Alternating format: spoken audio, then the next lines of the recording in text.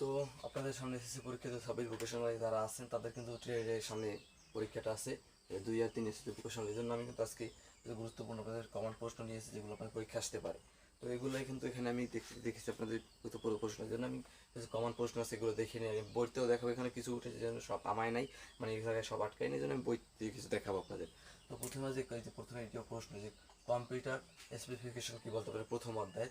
তারপর যে কি বলতে কি হচ্ছে, তারপর সাধারণত কত বিটের সাউন্ড কার্ড ব্যবহার করা হয়, অপটিক্যাল ড্রাইভ কি, হার্ড ডিস্ক ইন্টারফেস কত, মানে এর নাম, হার্ড ডিস্ক ইন্টারফেসের নামগুলো লিখবেন। তারপর ইপিএস এর কাজ কি, তারপর ডিভিডি, সাটা, পাটা, ইউএসবি, ডিডিআর, ইউপিএস, সিডি ইত্যাদির পূর্ণরূপ। নিক কি, মাদারবোর্ড বলতে কি বোঝায়, প্রসেসর কি। তারপর এখানে আরেকটা কথা, আপনাদের আর প্রশ্ন আছে এগুলো এখানে আমি আমার জন্য লিখতে পারিনি। তো আপনাদের নিশ্চয়ই বই আছে, তো বই থেকে আমি দেখাই দিচ্ছি আপনাদের প্রতিটা কমন পোস্ট ইনশাল্লাহ এর মধ্যে কমন আসবে। আপনাদের যে ট্রেড আছে, আইটি সাপোর্ট, আইটি বেসিক ট্রেডটা আছে, সেই আইটি সাপোর্ট, আইটি ট্রেডের কিন্তু ক্লাসগুলো, আর অন্যান্য ট্রেড যারা আছে তাদের ক্লাসটা আমি দিতে পারতেছি না, কারণ তারা একটা বুদ্ধি আছে, তারা কমন প্রশ্ন যেগুলো মানে বোর্ডে যেগুলো সেই প্রশ্নগুলো করে যাবে, সেগুলো প্রয়োজন। আর আমি আইটি সাপোর্ট, আইটি বেসিক যাদের আছে তাদের আমি প্রত্যেকটা কমন প্রশ্ন দিয়ে দিলাম, এর মধ্যে কমন আসবে। আর বিগত প্রশ্ন আশা করি আসছে। তো আপনাদের যে পূর্ণমান পরীক্ষা, একটু মার্কটা হিসাব করে দিই আমি। পূর্ণমান পরীক্ষা হবে 100 মার্কের পরীক্ষা হবে। তো তার মধ্যে পরীক্ষা পূর্ণমান হচ্ছে 100 মার্কের, এর মধ্যে পরীক্ষা হবে 60 মার্কের, মানে বাকি 40 প্র্যাকটিক্যাল, আপনাদের স্যারের মার্কটা দিয়ে দেয় অনলাইনে। তো তারপর আপনাদের প্রশ্ন থাকে কবিগার প্রশ্ন থাকে 20টার প্রশ্ন, 20টা উত্তর দিতে হবে, প্রত্যেকটা প্রশ্নের মান 1 মার্ক। তারপরে থাকে খবিভাগের প্রশ্ন থাকে 12টা, উত্তর দিতে হবে 10টা, প্রতিটা প্রশ্নের মান 2 মার্ক। তারপর থাকবে গবিভাগে প্রশ্ন থাকবে 6টা, উত্তর দেবে 5টা, প্রতিটা প্রশ্নের মান 4 মার্ক করে। আশা করি এই প্রশ্নের ক্যাটাগরিটা বুঝতে পারছি। 60 মার্কের পরীক্ষা আপনার পাস হয়েছে 20 মার্কে, 20 মার্ক পাইলে পাস করতে পারবে, 20 মার্ক পাইলে পাস করতে পারবে। ওই জন্য আমি কমন প্রশ্নগুলো একটু দেখাই নিই, চলেন কমন প্রশ্নগুলো একটু দেখাই নিই আপনাদের। প্রথমে একটু দেখে নেবেন যে আপনাদের এই যে প্রশ্ন রয়েছে, যে অধ্যায় দ্বিতীয় অধ্যায়, যে system and type system and data security. তো সেখানে প্রথমে একটা প্রশ্ন আছে যে ডাটা রিকভারি কি, এই প্রশ্নটা পড়বেন।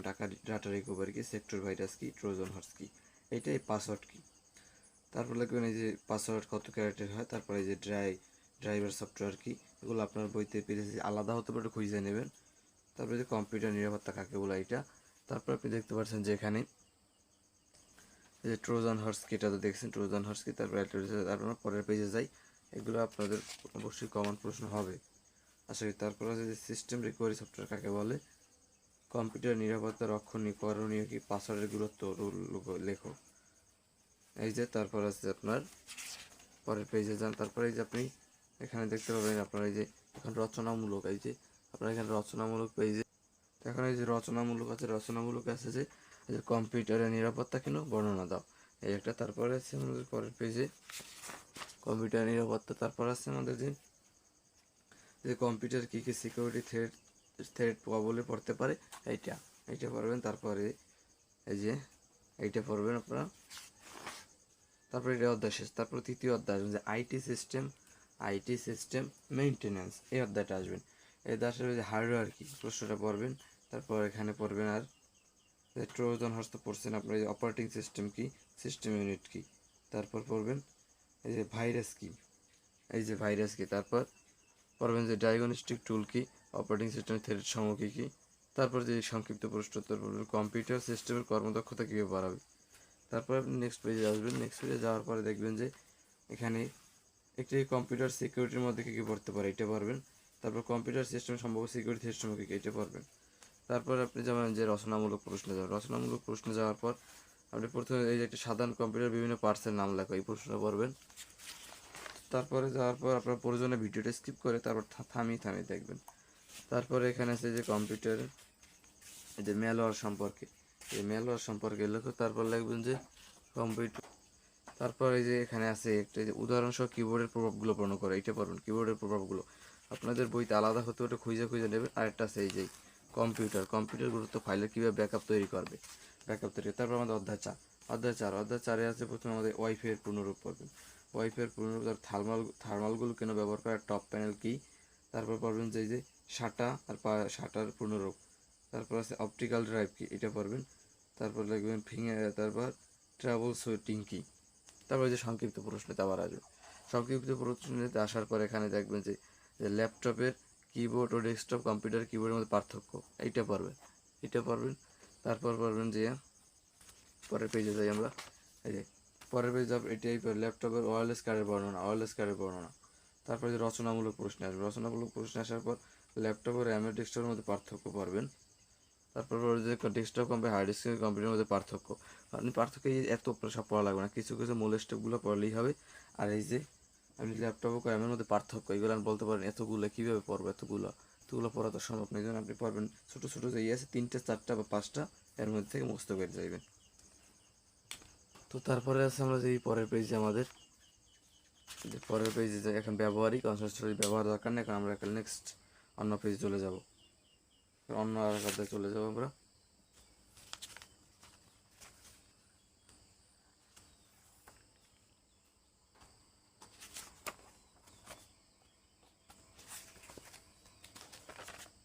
এই যে আমরা প্রথমে যে program basics, program machine language কি এটা পারবেন, মেশিন ল্যাঙ্গুয়েজ কি। তারপর এই যে এই ফ্লোচার্টটা পড়বেন, এই ফ্লোচার্টটা যে কোনটা কী ধরনের ভাষা, প্রোগ্রাম কি এটা পড়বেন, প্রোগ্রাম কি, প্রোগ্রামিং ল্যাঙ্গুয়েজ কি এইটা পড়বেন, প্রোগ্রামিং ল্যাঙ্গুয়েজ কি এটা পড়বেন। তারপর আমাদের মেশিন ল্যাঙ্গুয়েজ কি এটা পড়বেন, সুডোকোড কি এটা পড়বেন।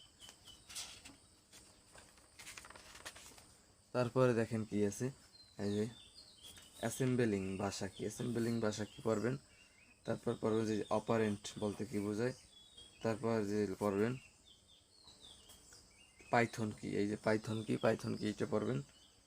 তারপরে আছে আর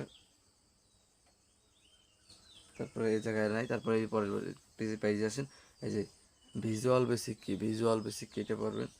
তারপর পড়বেন যে কিওয়ার্ড কি, অপারেটর কি, ফিশিং কি এইটা পড়বেন। তারপর সংক্ষিপ্ত প্রশ্নটা যে প্রোগ্রাম বলতে কি বোঝায় এটা পড়বেন, প্রোগ্রামিং বলতে কি বোঝায় এটা পড়বেন।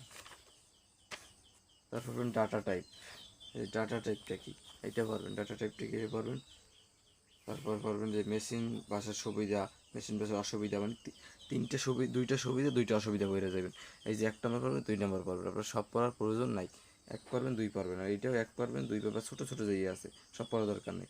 প্রোগ্রাম তৈরি ধাপসমূহ 4-5টা ধাপ করে যাবেন, বা এই প্রোগ্রামে ধাপ সব করে পড়ে যাবে, অলগোরিদমের বৈশিষ্ট্য 3-4টা বৈশিষ্ট্য পড়ে যাবে, সব পড়ার প্রয়োজন নেই, এখানে সংক্ষিপ্ত প্রশ্ন অল্প লিখলে হয়ে যাবে।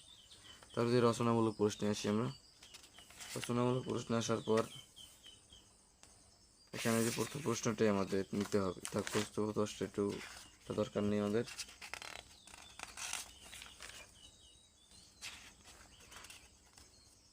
এই যে ফর লুপ অ্যান্ড হোয়াইল লুপের কার্যপ্রণালী ব্যাখ্যা, এটা কিছু কিছু বইরে যাবেন, সব পড়ার প্রয়োজন নেই, সব পড়ার প্রয়োজন নাই। তো তারপরে আছে কি আমাদের এই যে প্রোগ্রাম তৈরির ধাপসমূহ, এই জায়গায় ধাপ কটা পড়ে যাবেন, ছোটো ছোটো, ইংরেজি পড়া লাগবে না, শুধু বাংলা ধাপটা পড়ে যাবেন, বাংলা সমস্যা চিহ্নিতকরণ, প্রথমে সিস্টেম বিশ্লেষণ, প্রোগ্রাম ইনপুট আউটপুটে এইগুলো পড়ে যাবেন, বাংলা পড়বেন, বাকি পড়ার দরকার নেই। তারপর আসেন অধ্যায় 2, এই যে মাইক্রো কন্ট্রোলার বেসিক্স, এই যে সিপিইউ, র্যাম ও আইও এর পূর্ণরূপগুলো পড়বেন। তারপর পড়বেন যেখানে,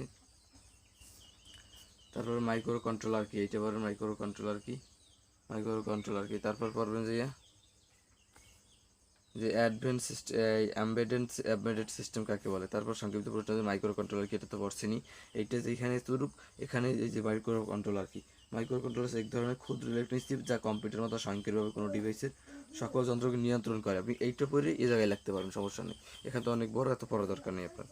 তারপর পড়বেন যে এই যে প্রোগ্রাম টুলস কি, তারপর পড়বেন তারপরে মাইক্রো কন্ট্রোলারের এই অভ্যন্তরীণ কম্পোনেন্ট সমূহ কি এটা পড়বেন, যে এইটা পড়বেন। তারপরে যে internet of things fundamental, IoT বলতে কি বোঝায় এইটা পড়বেন, তারপর শিল্প বিপ্লব বলতে কি বোঝায় এইটা পড়বেন, শিল্প বিপ্লব বলতে কি বোঝায় এইটা বলবেন। তারপর পড়বেন সাইবার সিকিউরিটি সিস্টেম কি, সাইবার সিকিউরিটি কি বাইরে পারবেন, তারপর পারবেন আইওটি ডিভাইস সমূহ ও কমিউনিকেশন প্রোটোকল ব্যবহার করে কি। শিল্প বিপ্লব কি, এইটা তো পড়ছেনি, শিল্প বিপ্লব এই যে আপনি এই জায়গায় পড়বেন যে শিল্প বিপ্লবটা, এই শিল্প বলতে কি বলছে এইটা এই জায়গায় লিখে দেবেন। এই যে শিল্প বিপ্লব ইংরেজি শব্দ ইন্ডাস্ট্রিয়াল রেভলিউশন, অত পড়ালাম ইন্ডাস্ট্রিয়াল উৎপাদন ব্যবস্থাপনা প্রযুক্তির শুভ সূচনা এবং এর জাগরণকে মূলত শিল্প বিপ্লব বলা হয়। এইটা পড়লে আপনি এই জায়গায় লিখে দিতে পারবেন, সমস্যা নেই, আপনি মুখস্থ করার দরকার নেই। তারপরে চতুর্থ শিল্প বিপ্লব তৃতীয় শিল্প বিপ্লবের সাথে পার্থক্য, এটা পারবেন। সাইবার সিকিউরিটি ক্ষতিকর প্রভাব সময়, সাইবার সিকিউরিটি কি, এইটা পারবেন। সাইবার সিকিউরিটি কি, এই তো আছে, তথ্যের নিরাপত্তা নিশ্চিত করার জন্য প্রয়োজনীয় ব্যবস্থা সাইবার সিকিউরিটি সিস্টেম বলে, এটাই জায়গায় রেখে দিতে পারে। তারপর পড়বেন যে এই আইওটির ব্যবহার ক্ষেত্রসমূহ কী কী, আইওটি ব্যবহারের সুবিধাসমূহ, আইওটি ব্যবহারের অসুবিধাসমূহ, শেষ, ডান, এটুকুই পারবেন।